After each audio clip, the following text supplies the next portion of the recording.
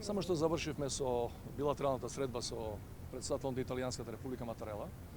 Разговаравме за билатералните односи и се разбира, разговаравме и за поширокиот европски контекст во кој се наоѓа нашата земја во однос на де факто закочените евроинтеграции. Од негова страна добивме целосна поддршка дека Италија ќе се заложи не само за Северна Македонија, туку за целиот регион на Западен Балкан, кој предолго чека од чекалната на европските интеграции. Процесите да се интензивираат, значи практично сите 6 држави на Западниот Балкан, бидејќи тоа е во интерес и за нив, не само за државите кои се лоцирани во нашиот регион. Овој интересен детал, после 20 години, мислам дека до крајот на оваа година, вети дека ќе дојде во официјална посета на Северна Македонија. Тоа е трета посета на италијански председател од која е Македонија независна држава, така што тоа ќе биде една значајна држава. Италија е битна држава во Европска унија, Италија е Г7 група, Италија била еден од најгласните адвокати за Балканот да биде интегриран во евроатлантските интеграции и значено еден човек кој е во својата 7 година од мандатот и кој е еден од најпочитуваните во моментов европски државници да ја посети нашата земја и на лице место да ни изрази поддршка за сите битни стратешки работи и за нас и за нив. Во однос на Бугарија, дали по-конкретно разговаравте во однос на поддршката на Италија во решавањето на ова прашање? Со Матарела не, во делови, во детали, затоа што тоа не е нивна работа. Португалското председателство го турка целиот тој процес. Знаете дека нивниот министер да Силва беше во Скопје пред некој ден, презентираше еден нон-пейпер.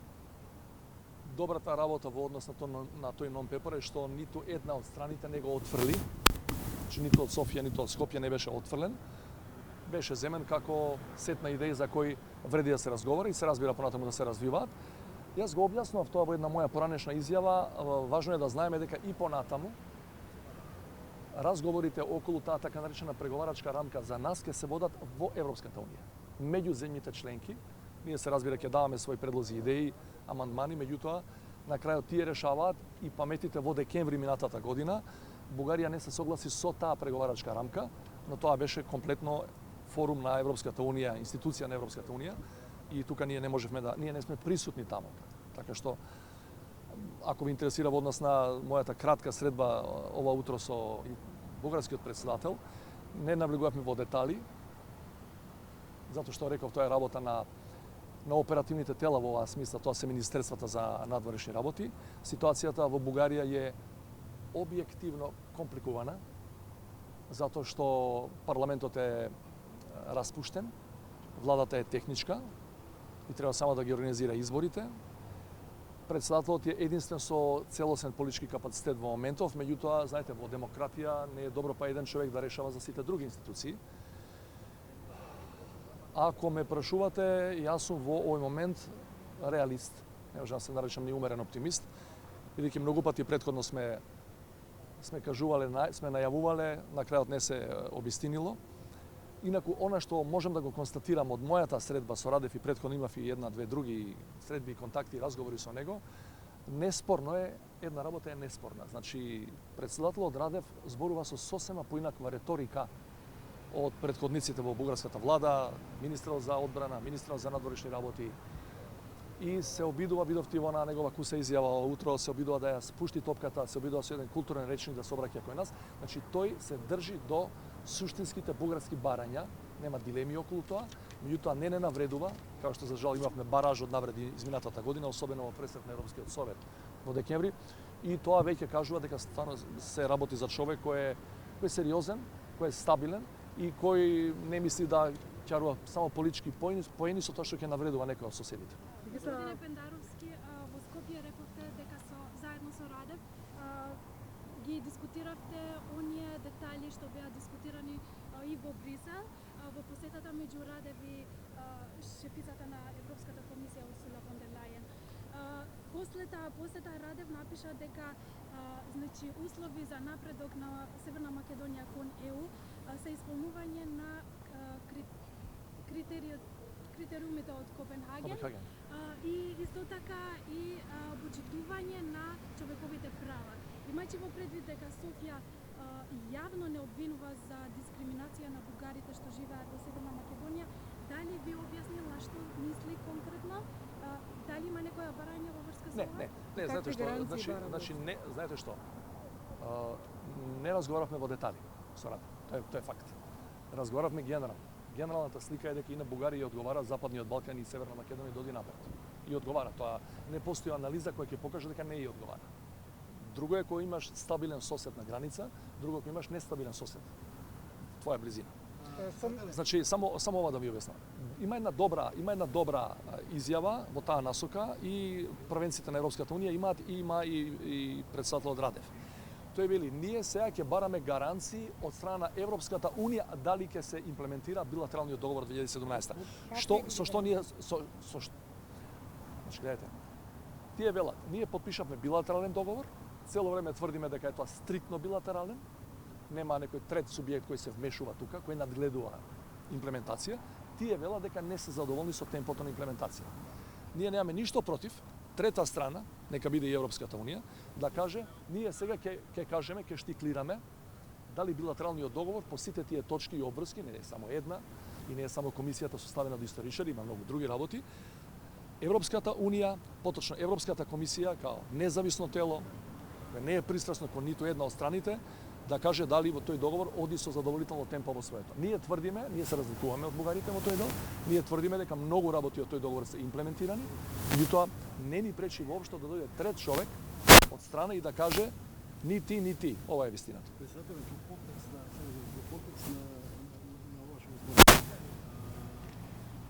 веројатноста ако се случи преместување на процесот за договорање и повлекување, одобрување на рамка, до јуни месец, она што го очекува Бугарија е македонската страна да ја достави, како што нарекува таа патна карта, или рамките во кои на Европската унија треба да ги оценува тие гаранции. Дали Македонија има стратегија и план да достави таков документ? Ние сме доставувале, само тоа не се викаше патна карта, не се викаше roadmap. Ние сме доставувале минатата година, ноември-декември, само ги викавме акциони планови. Еве акционен план за сите аспекти на тој договор. Тие ни одговара, тука не се наоѓа. Значи имаме така наречен секторски пристап. По сите сектори ние рековме еве ги мерките кои сакаме да ги имплементираме, повелете дајте амандмани на тоа. Само името се различно.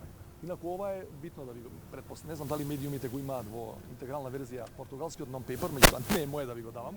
Меѓутоа тамо постои нешто слично. Португалците предлагаат дека треба да постои roadmap или патоказ, со тоа што тие предлагаат овој патоказот да биде во рамки имплементиран и надгледуван во рамки на Советот за стабилизација и асоциација, а не во рамки на Европската комисија.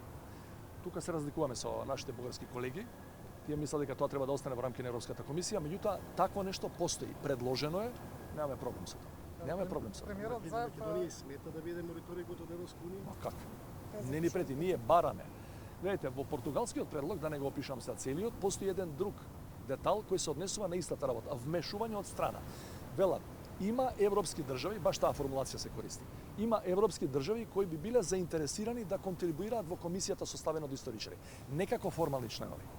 Како луѓе кои би биле тука и можеби би давале совети во однос на методологијата за работа, и ке во Европа има еден куп такви комисии уназад децении и децении.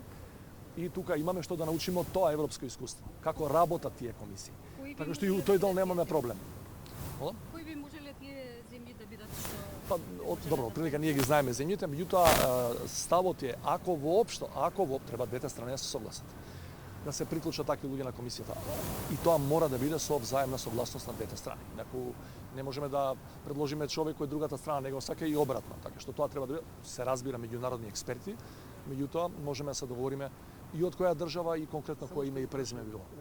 Дали тој дел од мониторинг во Европската унија Бугарија го напушта концептот на посебно поглавје или се уште околу тоа Немаме прецизна позиција околу тоа.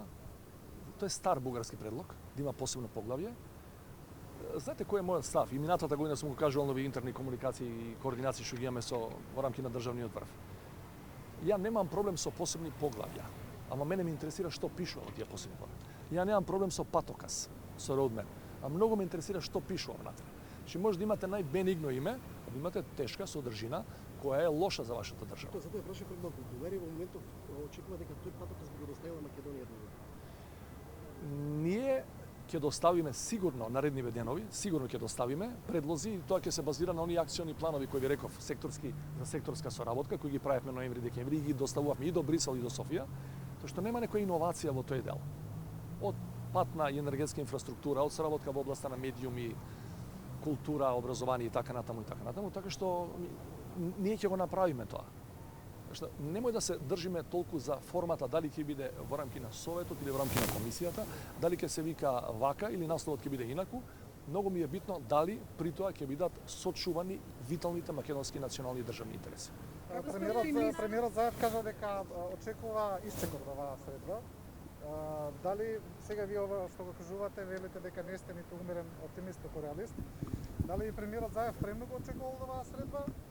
Или каде е тука сега? Јас разговарав со премиерот Заев сега пред веднаш пред таа средба. И меѓутоа премиерот е таков по карактер. Он е секој пат поголем оптимист од мене и од другите, од државното раководство. И тоа е добро. Тоа е добро. Кога ние ќе паднеме со духа, тоа е некрева.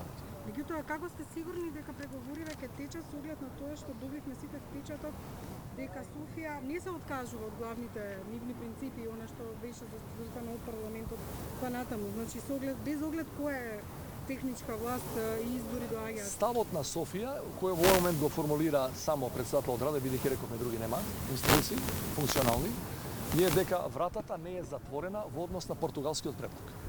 Тоа е се што знаеме во однос на ставот на Софија за португалскиот предлог.